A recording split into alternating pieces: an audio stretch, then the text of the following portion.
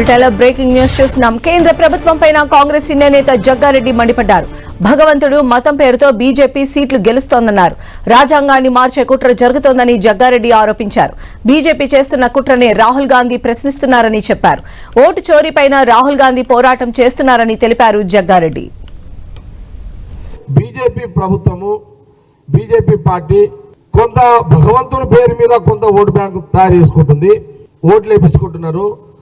కొంత మతం పేరు మీద కొంత ఓటు బ్యాంకు బీజేపీ పార్టీ ఎన్నికల కమిషన్ ద్వారా వేయించుకుంటుంది.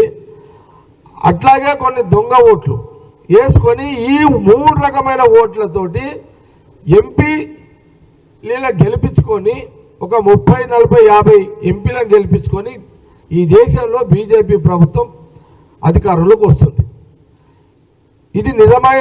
ఇది వాస్తవమే, నిజమే. కాబట్టి కొన్ని నెలలుగా, సంవత్సరం 2 సంవత్సరాలుగా రాహుల్ గాంధీ గారు పదే ఇది ఏనాటికైనా ఎప్పటికీ ఆల్రెడీ దేశ ప్రజలు ప్రమాదంలో ఉన్నారు, ఇంకా ప్రమాదానికి గురైపోతారు.